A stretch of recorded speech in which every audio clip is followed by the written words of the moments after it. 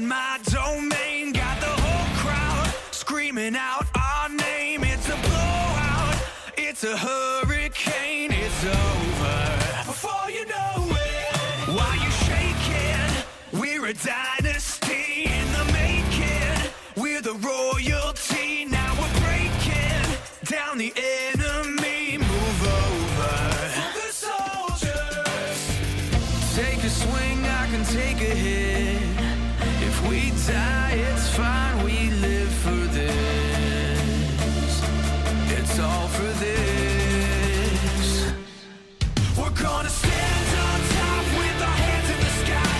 Gonna raise our cup to the stadium lights. For the glory, for the glory. We celebrate with the city tonight. Hear the hometown cheer, it's the ultimate high. For the glory, we do it for the glory.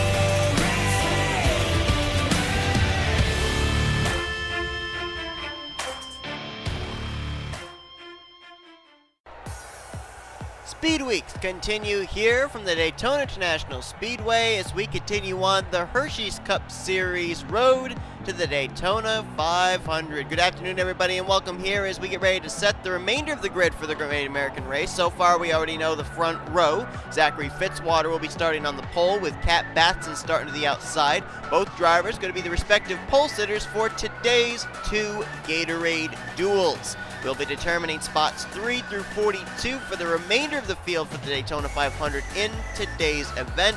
And it's going to be interesting to see exactly who maybe the momentum may shift towards in the final race for the Hersheys Cup Series drivers until the green flag does wave in the Daytona 500. Fitzwater going to line up alongside of his teammate J Gardner, the Fitzwater Australia Racing all front row. Gardner was third fastest in Daytona pole day qualifying, which is why he starts on the outside of the front row in second here today. Then behind them in row 2, you've got the driver that was 5th fastest in qualifying. That's J Srigley, and the driver that was 7th fastest, J Gilbert, and then 9th fastest, rolling off from the 5th position, that was Blaine Keys. And all the way on back are the drivers that qualified in the odd numbers during the pole day qualifying session here yesterday.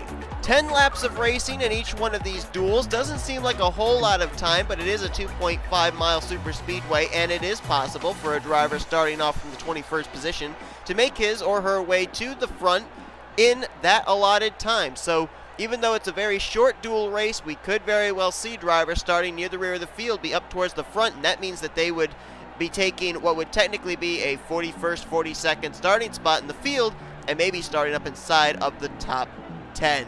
So that's where drivers are going to take the opportunity in this race to try and have a better starting position for the Daytona 500 than where they originally were slotted after the pole day qualifying results. It's time now to go down trackside and get those most famous words in motorsports as we get ready for Gatorade Duel number 1.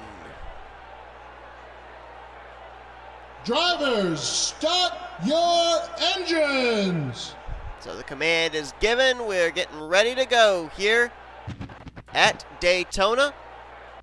We've already seen some really exciting racing here so far with the Clash, and then of course pole day qualifying, even though I don't really think we'd categorize that as a race. That was just more of a session. Still got to see all 42 cars out on the racetrack though. So now comes the big question, if you're looking at the front row. Zachary Fitzwater right now is already locked into the front row for the Great American Race, provided he's able to bring this number 59 home in one piece at the end of these 10 laps.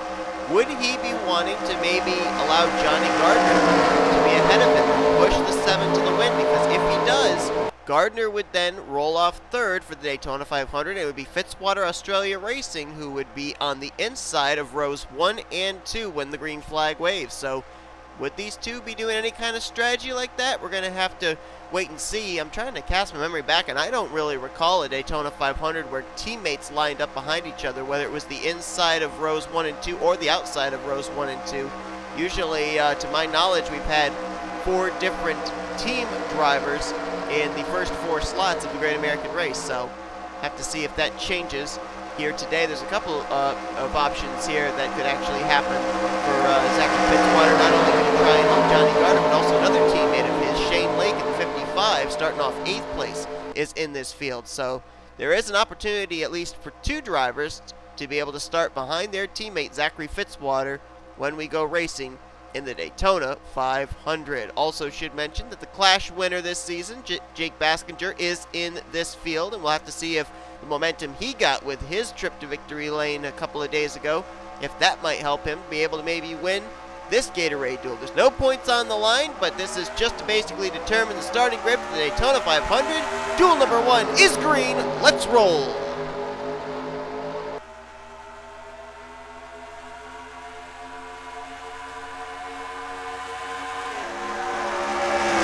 Fitzwater out in front, 3 wide behind him. Blaine Keys, Johnny Gardner make a Camaro sandwich with the Ford of J Srigley in the middle. Now we should mention as well that in this duel, as well as the upcoming duel, if Zachary Fitzwater or K Batson go to victory lane in their respective duel races, then it would fall to whoever finishes 2nd place behind them that would start 3rd or 4th for the Daytona 500. Camaros 1, 2, 3. Fitzwater, Keys, and Gardner. Then the Ford of Srigley, and then it's another battle there with another Ford involved. That's Dylan Young with John Arndt. Looks like Arndt's going to win on the top side there, as Srigley now battles for the 3rd position.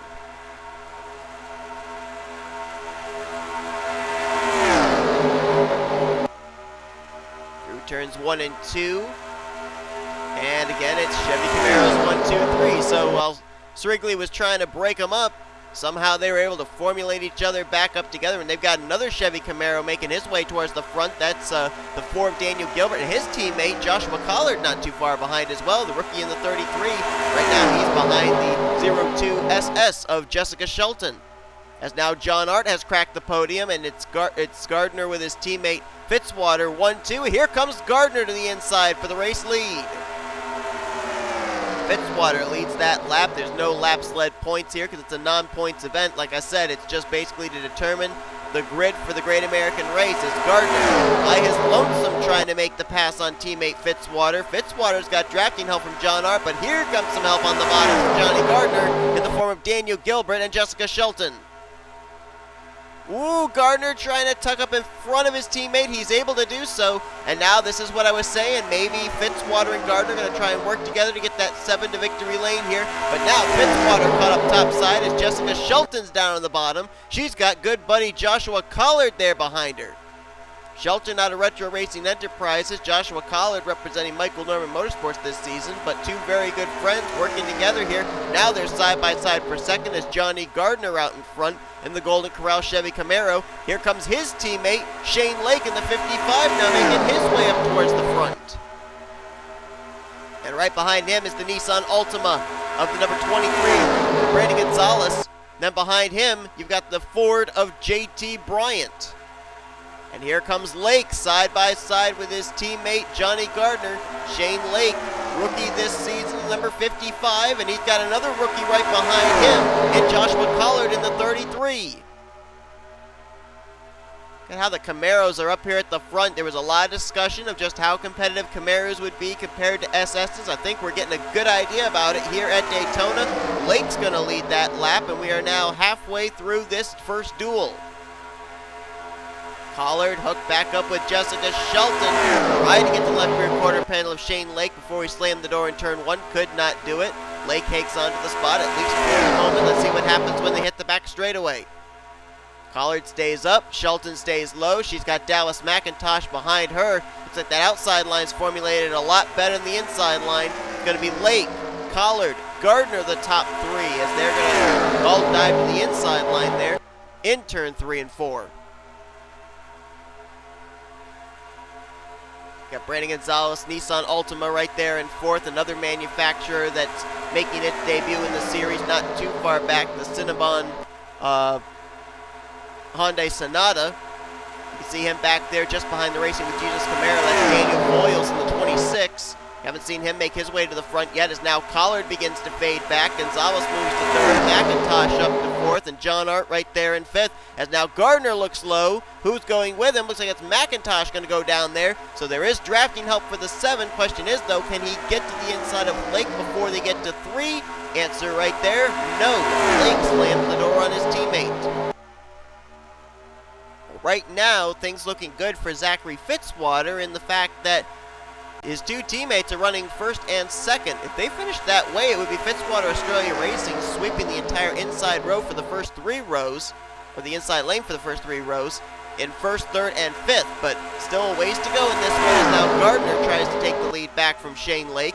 Is he going to have help? Yes, he will. Teammate Zachary Fitzwater down there. Look at the Camaros. 1, 2, 3, 4, 5. They have swept the top 5 right now, with Collard right there in fifth. And now teammates going to go 3 wide for the lead. Fitzwater inside, Gardner middle, outside Lake. Now it's double wide as Fitzwater backs out of that. And more Camaros making their way towards the front. Gilbert in the 4 and Kyle Keith in the 29. A former winner in the Pizza Hut X Series last season at, guess where? This very track, Daytona. 3 laps to go here. It's Gardner side by side with Shane Lake. It is all Fitzwater Australia Racing at the front of the field. We have some stragglers towards the back here. There's Cody Smart, Elijah Gilbert, and James Richardson all back here. Dylan Young and Chris Dodd have also lost the draft, as have J Baskinger. It looks like also Joseph Srigley. So these drivers not going to reap the benefits of a good qualifying position for the 500, as up front, still side by side between Lake and Gardner. This might be just the way they want it. Settle it out between the 2 of them, who's going to win this thing, but don't allow anybody else to get a run on them and make the move on them up here at the front. They're kind of almost boxing the entire remainder of the field behind them, with 2 laps remaining. Fitzwater stepping out of line. Is he thinking 3 wide? Nope, instead lets Gardner back down in front of him. As now it's 3 wide, that kind of congested the field a bit, puts Daniel Gilbert in the middle with Kyle Keith down low and J Shelton up top side. Another driver that's made his way into this lead group we can't count out here in the closing stages is the 89 of Jordan Anderson, the defending Pizza Hut X Series champion. Fitzwater got moved up to the middle. Kyle Keith is making some moves. He's charging towards the front. That number 29 Target Chevy out of William Brock Motorsports. He's looking low. J Arndt's with him. Can't make the move on Johnny Gardner yet, as the white flag is displayed. This is for the 3rd starting position in the Great American Race. Kyle Keith down to the bottom. He's got help. He's going to go to the front down here into turn 1. J Arndt right behind him in the 0-5, then Daniel Gilbert, then J Shelton. It's Camaro SS on the inside line. Now Kyle Keith up top side, tries to get the help from Gardner. Here comes J Arndt. He's on the inside. He's going to be alongside when they get into 3. Can J Arndt put himself on the inside of row 3 for the Great American Race? There's no help down there. Kyle Keith's going to have help up top side. This is going to be a drag race. It's going to be a photo finish. Outside line gets momentum. Kyle Keith is going to win Gatorade Duel number 1 here today at Daytona. He will start 3rd for the Great American Race. Single car team for William Brock Motorsports this season. What a job for him, as it looks like he will be the highest starting rookie in the Great American Race, rolling off from the 3rd position in the Daytona 500. J Arndt, according to the unofficial time, 4 100ths short at the line. He just didn't have drafting help coming off turn 4. And it is an even 4 100ths, according to the official scoring. So Keith will start the Great American Race from 3rd behind Zachary Fitzwater. 5th place will be J Arndt. 7th will be Johnny Gardner. And J Shelton will start in 9th after finishing 4th here today with Daniel Gilbert, Dallas McIntosh, Joshua Collard, Fitzwater, Lake, and Gonzales, your top 10. And since Fitzwater brought it home in one piece here in this duel, That means that he will still be starting pole for the Great American Race, but drivers that will not be starting up near the front, you can see them down here near the bottom of the results. Dodd, Young, Smart, Richardson, and J Gilbert will roll off from the 41st position in the Daytona 500, finishing dead last in today's duel. But that's going to do it for the first duel. Now it's time to find out what it's going to look like for the outside of each row from 4th place on back through 42nd. Don't go away. Gatorade duel number 2 is coming up right after this. So now, as we get set for our second duel race here, this will determine the drivers that will roll off from 4th on back through 42nd on the outside line of each respective row. K Batson starting shotgun. Well, I'm sorry, not shotgun. Well, yeah, I guess it could be considered shotgun outside of the front row for the Daytona 500. Basically in the same boat that Zachary Fitzwater was in the first duel race. Just trying to keep that Lincoln Continental clean. And she will keep her starting position for the Great American Race. Outside of her is K Shearer in the 34. Now, right now, if we were just basing it off pole day qualifying, he would be rolling off in the 4th position. That doesn't necessarily mean that's where he's going to be when the checker flag flies here in this duel race. But he does have a teammate lined up behind him there, the Chips Ahoy number 08 of L Alvarise. So we'll see if that comes into play as drivers near the rear of the field like Kyle Matthews, Levi McIntyre, and Sean Galligan, they all want to improve their spot for the Daytona 500. And the defending champion is also in this duel, starting off 5th, Trent Dunham. Time to go duel racing once again. Duel number 2 is green here at Daytona. Let's roll.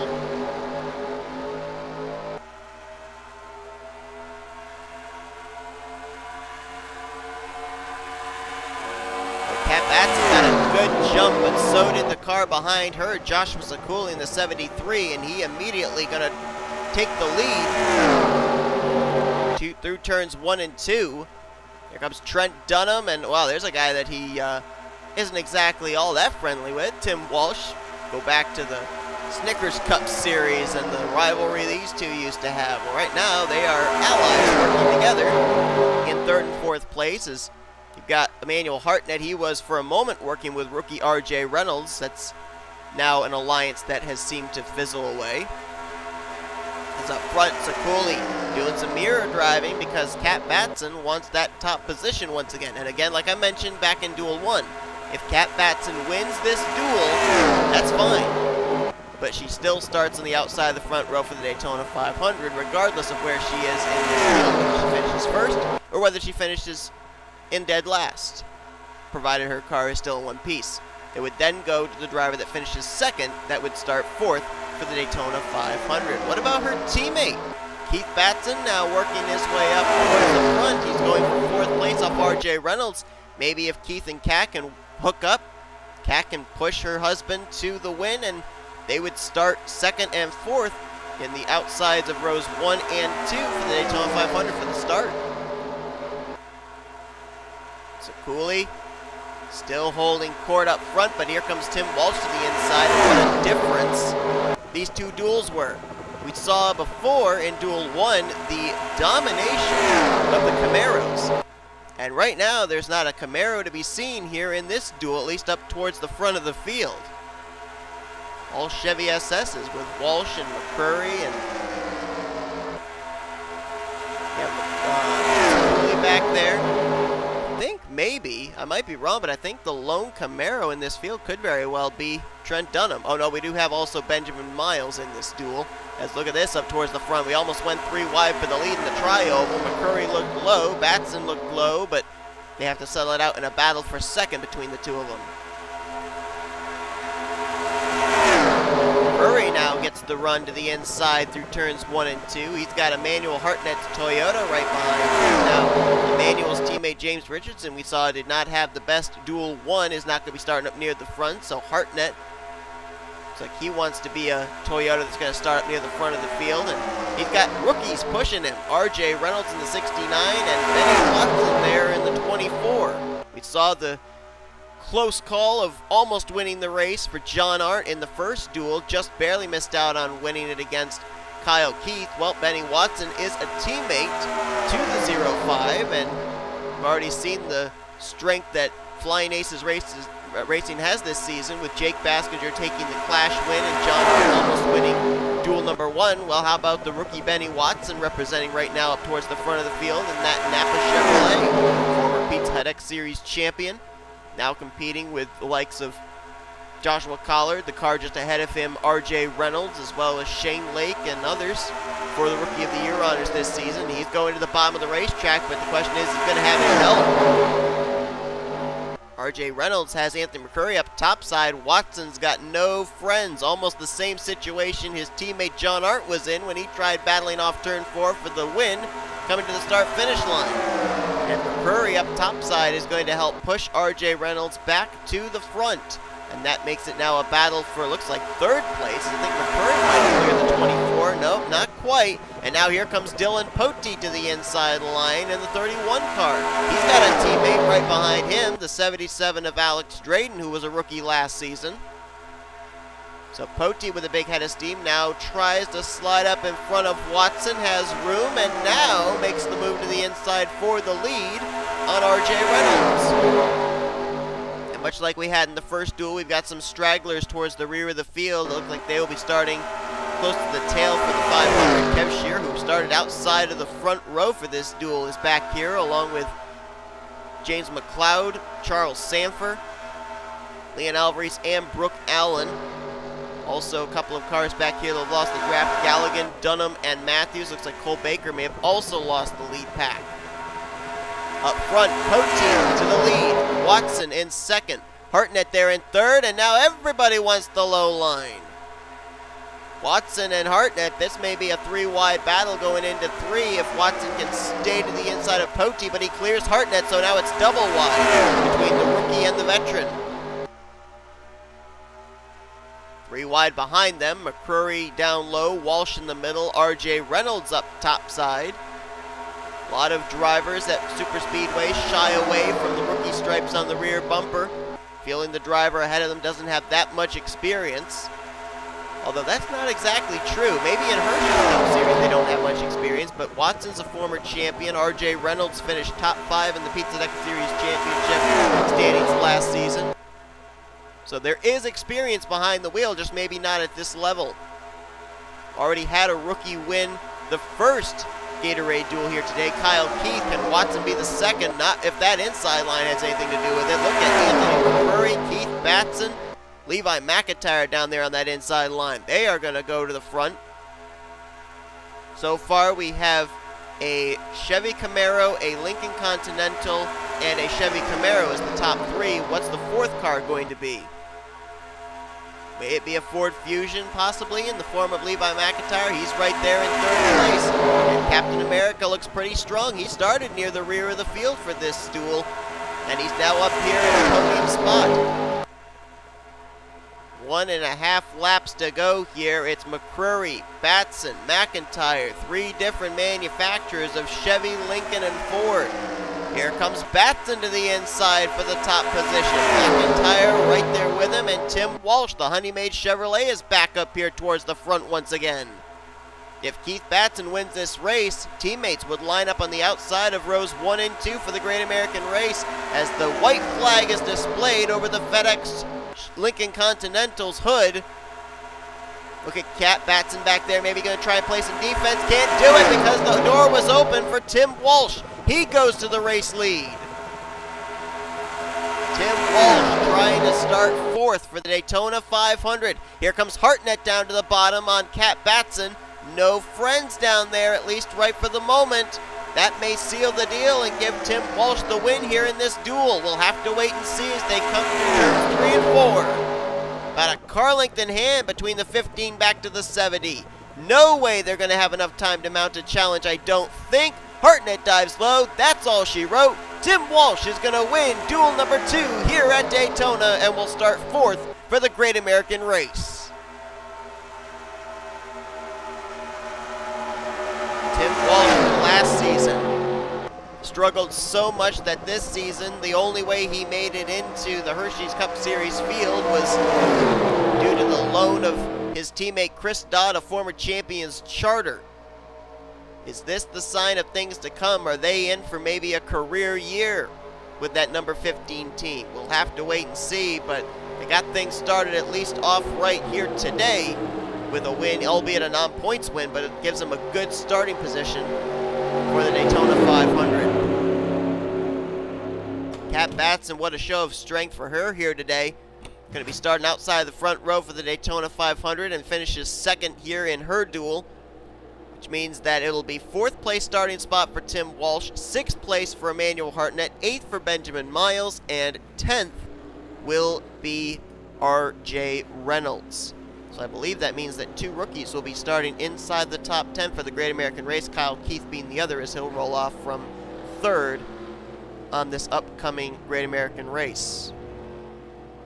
Look on down through the remainder of the top 10, Dylan Poteet, Anthony McCurry, Keith Batson, Benny Watson, and Joshua Ciculli, the top 10, so they'll all start inside the top 20 for the starting lineup. But a number of drivers starting near the rear of the field, some big names, Trent Dunham, B Allan, Charles Sandfer, Lee and Alvarise, James McLeod, and K Shearer, all finishing near the tail end of this duel, and as thus, K Shearer will be starting 42nd in the Great American Race. And we know the love, and I say that in quotes, that Trent Dunham has for Daytona 500 weekend. He's going to be rolling off from the 32nd position, the defending champion of the series. So that is going to do it here today for Daytona 500 qualifying with our Gatorade Duel qualifying races. And that, folks, also brings the close of our non-points events. Next up on the schedule, points are on the line as we begin the season for the Tax Slayer Truck Series. Their first race of the season at Daytona is next on the agenda. They'll be followed by the first race of the season for the Pizza Deck Series drivers here at Daytona, and then it's the 6th annual running of the NNSCRA Hersheys Cup Series Daytona 500 to cap off this Daytona 500 weekend. If you enjoyed today's 2 duels, be sure to give this video a like, subscribe to become part of the crew today. It will be Zachary Fitzwater, who will have Kyle Keith behind him in the 500 on the inside line. Outside line is going to be K Batson, flanked by T Walch. We will see you guys next time as you've been watching production of the NNSCRA Offline Racing at its best.